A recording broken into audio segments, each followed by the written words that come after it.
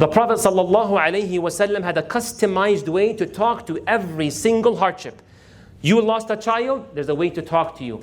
You are sick, you lost a loved one, the Prophet ﷺ addressed them all in a very wise manner. Sometimes you freeze. What should I do? What should I say? I need help? This is what Rasulullah ﷺ is about to teach us, inshallah. Number one, prioritize visiting the sick. Someone is in a calamity, someone is in a hardship, such as sickness and so on, make it a priority to go and visit them. Sa'd radiallahu anhu, he says, one day I was very sick, and the Prophet sallallahu alaihi wasallam visited me. So what happened? There was no invitation. Guys, if you guys want to visit me, I'm available 6 to 7. No, you go and you message. When are you available? Show that I'm aware that you're absent from work. I didn't see you in class or in the masjid. Show that level of respect. It goes a long, long way. I remember one of the brothers, may Allah bless him, and I mentioned him before, Brother Mansour. There was a time that I did not come to Fajr in the masjid. And then he messaged me, he's like, I haven't been seeing Fajr, how is everything? SubhanAllah, I will never forget this. This was years ago. May Allah bless him. And may Allah have mercy on his father who just passed away. Ameen Rabbil Alayhi.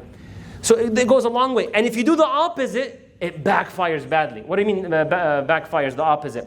A brother in one of the communities that I lived in, he was absent for 2 weeks approximately. Or had actually more. So then when he came back, one of the brothers commented, he says, oh, you still remember the address of the masjid. Wow. You still remember? They're being very sarcastic. And you've been so absent.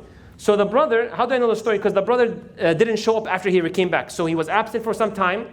He came back that one day. He got that comment, wow, you still remember the address. Very unnecessary, it's not funny.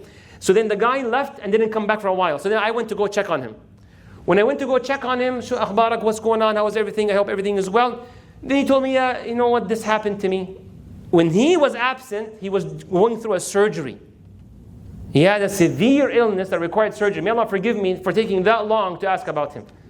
So I'm not justifying his absence from the masjid. I'm explaining how some comments, uncalculated, can really ruin people's emotions. Right? And Allah will hold us accountable for that. So here the Prophet ﷺ has Sa'd ibn Abi Waqqas sick. He goes and he visits him. And then, look what happens. The Prophet ﷺ, when he visited him, he connected through touch. Obviously, subjective, watch who you do it with and all that stuff. But the sense of touch goes a long way. It is extremely disturbing and very saddening that, to the most part, teachers are not allowed to touch young kids. It's very depressing, to be very honest with you. Like, oh, because of what happens, because of one ugly incident, which is horrible, made others don't get that touch that many children need. Yes or no? May Allah forgive us. So the Prophet ﷺ, he saw Sa'd ibn Abi Waqqas, so he put his hand over him. You know what? Comforting him, sallallahu alaihi wasallam. And then he wiped over his forehead and chest and made dua for him. And the dua was so beautiful. I actually never noticed it, to be honest. And I felt this dua is very intimate. Let me know what you guys think. When someone is sick, what do we usually say? May Allah cure you, صح?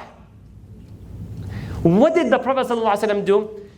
He didn't say, may Allah cure you. He says, Ya Allah, cure Sa'd. Ya Rab, Allahumma ishfi Sa'd. Allahumma ishfi Sa'd. Allahumma cure Sa'd 3 times. Isn't that very nice? I don't know, what do you guys think? Like it's felt like I am going to beg on your behalf.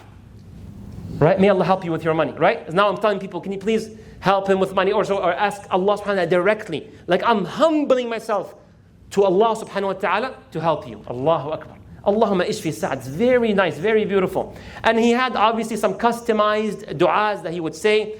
For example, in one example, how he chose his words, the Prophet sallallahu alaihi wasallam, sallu ala nabi sallallahu alaihi wasallam, he received news that his grandchild was very sick. And he's obviously aware of the sickness of the child, and take note, many babies used to die back in the day. Like it was almost a common thing. Abu Bakr as-Siddiq radiallahu anhu, Abu Bakr as-Siddiq, when he was born, one of his names is what? Atiq, right?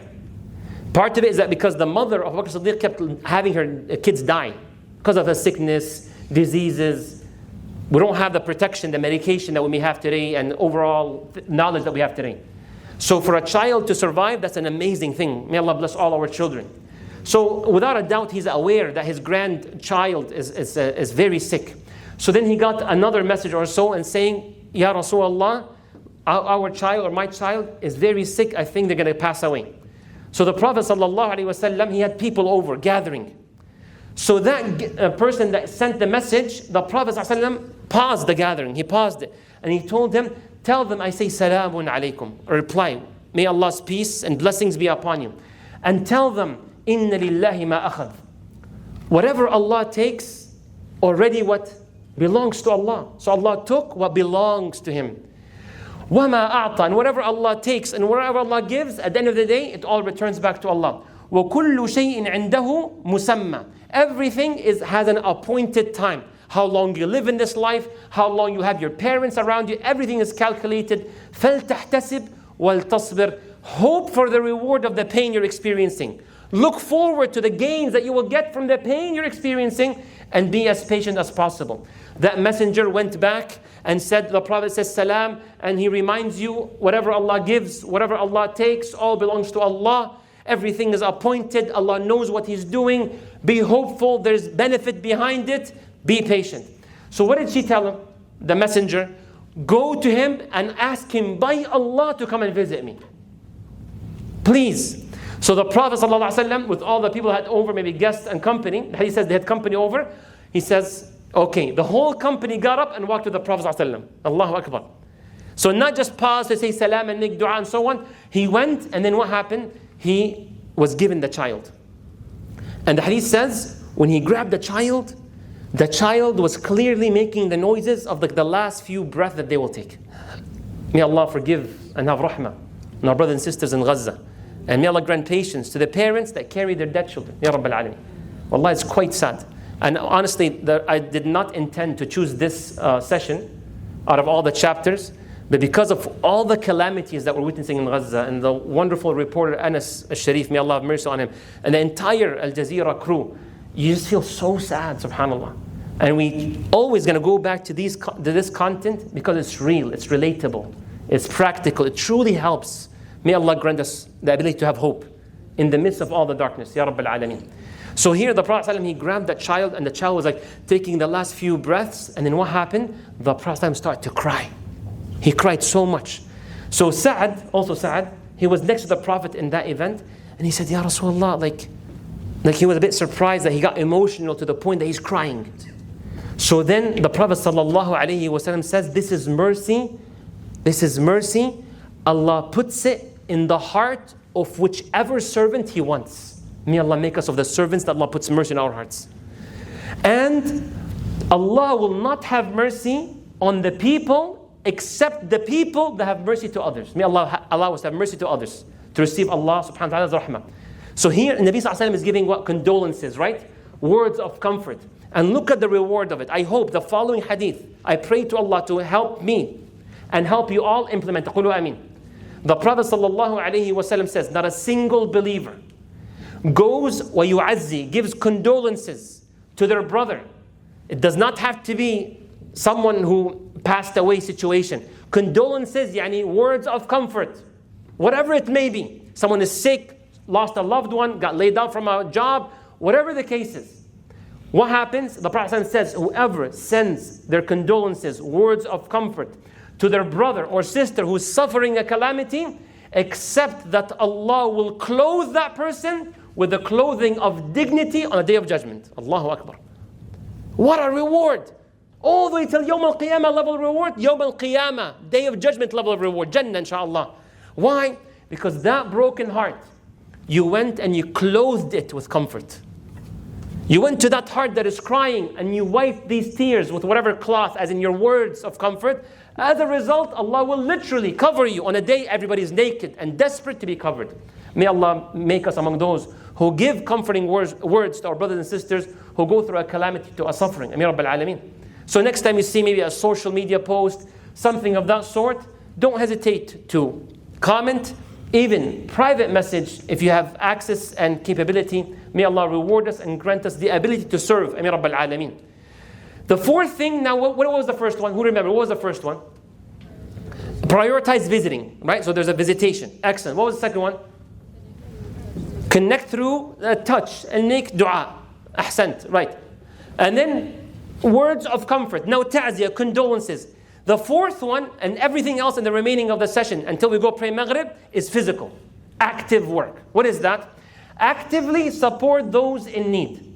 The Prophet ﷺ, he says, الساعي على الأرملة والمسكين. The one who helps the widows, Allahu Akbar, and the poor people is like a mujahid fi sabilillah. You are jihad. You are a moment of jihad. When you go and you take care, you sponsor, you pay, guardian, sign out, whatever, backup, anything for a widow or an orphan or someone is in need. And the Prophet ﷺ said in one narration, the companions, they said, the reward that you get when you help the people in need, going through a calamity, she just lost her husband. That orphan lost their father or parent. What happens? It's like you stayed all night praying and all day fasting every day. So what's happening? The Prophet is prioritizing your life, sallallahu alaihi wasallam. Focus on the right thing. Sometimes, no, you got to take this down here and increase there. May Allah grant us wisdom, Ya Rabb, on how to prioritize our life, Ya Rabb al-Alameen. Active, go help, more than just words. The Prophet sallallahu alaihi wasallam says, whoever sponsors an orphan, a hadith every one of you pretty much heard before. He says, Ana wa kafil al-yatim. Myself and the one who sponsors an orphan is just like this in Jannah. Takhayyal, shoulder to shoulder to the Prophet sallallahu alaihi wasallam. Next door neighbor if you sponsor an orphan. After knowing this, after learning that, is it not something every one of us, with no exception, if you don't mind, we should sponsor one orphan in our life? Inshallah. Can we all make that intention? Promise bi'idhnillah. Every one of us, no exception, inshallah. $30 a month, bi'idhnillah, you got this. If you're in the extreme case that you cannot do it, make the intention that I promise Allah, the moment I'm capable to afford a monthly payment of $30 for, let's say, a year's sponsorship or so, you're going to go for it. Khalas, inshallah. Let's get out of these sessions with like life-changing moments. Ameen Rabbil Alameen. So, once again, the armala, the widow, the orphan, you can do any type of sponsorship. Not just that, the Prophet ﷺ, he would give people a specific personalized meals. Why is that? Because that family just lost a loved one, death in the family. So the Prophet ﷺ started a tradition, a sunnah, that when someone loses a loved one, they should not be worried about food and meals. They should not be concerned how to order food. The whole community, the neighbors, the family members or friends, they should take over the food. So the Prophet ﷺ, he said to the community, the family of Ja'far had a severe calamity because Ja'far radhiallahu anhu passed away in the battle of Mu'tah. So there's the wife, Asma bint Umays, and I think 3 children or so. So he says, cook food for them. So let's, bismillah, let's bidnillah do that, right? And mashallah, tabarakallah, when my wife delivered, may Allah bless her and the whole family, Ya Rab, we had wonderful people that, brought food, because I can't cook, may Allah forgive us, right? Right, to go and help out. And we have, mashallah, brother Umar's family, Zamallah khair. They provided us a meal. I remember the roast beef. Mashallah, tabarakallah. I'll never forget it. May Allah grant you all Jannah. Say Ameen. So all these things, they go a long way, subhanallah. So when you give, Allah will give more and provide support. May Allah subhanahu wa ta'ala grant us righteous companionship, good people around us, and give us the ability to help others when they are in need. What else? There's one that I'm sure many of you will love. One time, the Prophet sallallahu alaihi wasallam, he saw a man who invested in something. And genuine man, he really tried to make money. Good business, not like weird or whatever, careless, wasteful. And that business caused a severe financial loss, financial crisis. So what happened? He had a lot of debt. In that debt that he had, it was so severe, the Prophet ﷺ, in our words today, opened up a launch good link. He said, تَصَدَّقُوا عَلَىٰ أَخِيكُمْ. Come on, bring money together and go give your brother to help him out of that debt. Subhanallah. It's quite tough. But see how going beyond just words and beyond dua, may Allah subhanahu wa ta'ala grant us the ability to never be in debt. Say Ameen. Last but not least, give personalized reminders based on the people's needs. And now we're going back to what? Nasiha. Someone is so sick. It's like, I hate myself, I hate this life, I want to die. There's something specific to say to that person. The Prophet ﷺ had someone that was wishing for death because of the pain they're going through. So he says, do not wish for death. Rather, what you should say, If you're in severe pain, that there's like almost no cure that is found, because he told us, the Prophet ﷺ, every pain has a cure. Remember that. لِكُلِّ دَاءٍ, for every disease, there's a what? Medicine. So he ﷺ says, if you really want to say something similar to like, I just want to die, I don't want to be here no more, say, Oh Allah, make me live as long as life is good for me, and make me die if death was better for me. Go, that's the furthest that you go. One time, another scene, customized. Another person was like, Allah yal'an, may Allah curse this disease that I'm going through. May Allah curse this, high fever or migraine. So the Prophet ﷺ says, do not curse the disease. Do not what? Have swear words at the disease. Rather, look at it as a moment where all the sins is being what? Erased from it. Right? Look at the half full of that cup. May Allah forgive us, and may Allah make us patient whenever we go through a calamity. One time the Prophet ﷺ, look, customize it. But now how do we customize it? You need to learn. The Prophet ﷺ had a group of people, and there's one guy who was so attached to his son. Like, every father is attached, but some people express it more, right? So he's so attached. So the Prophet ﷺ asked that man, Atuhibbu? You love your son a lot? You know what I take from this on a personal level? Sometimes obvious questions are okay.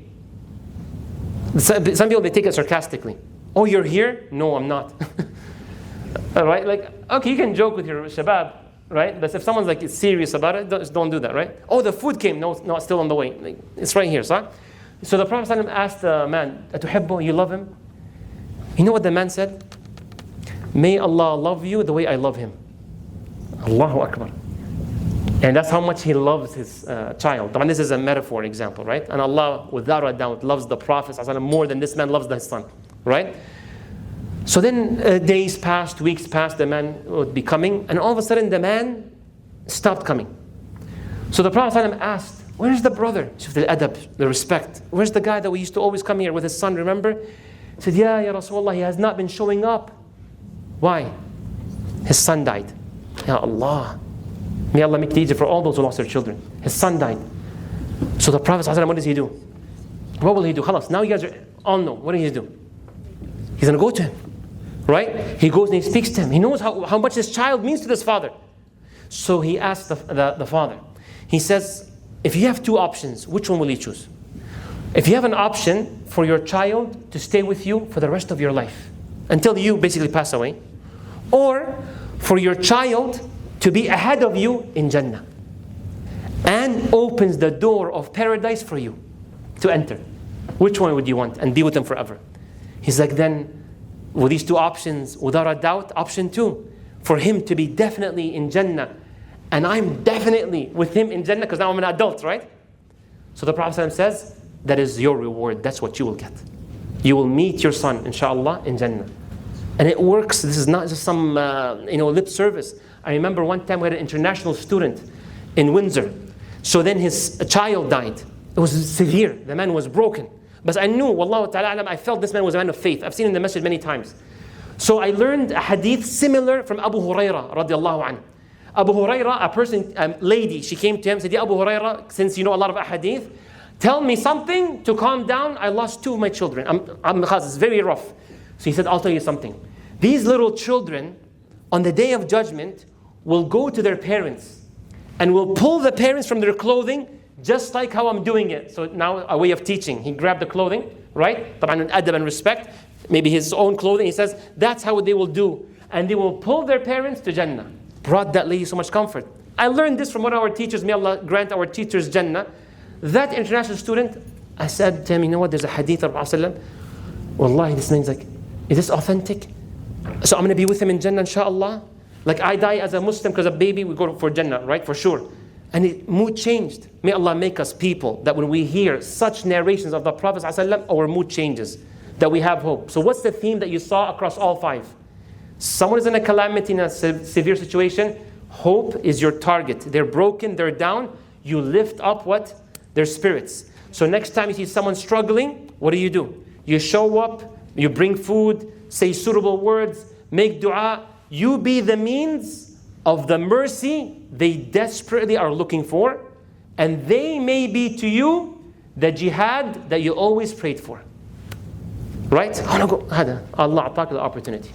So may Allah bless you and protect you. I'm going to end a bit early, inshallah, so we may be able to pray Maghrib. After Maghrib, inshallah, I will be back. In case anyone has any questions or any reflections, I'll be back, inshallah. Jazakumullahu khairan. May Allah lift all your hardships and calamities. Wassalamu alaikum wa rahmatullahi wa barakatuh.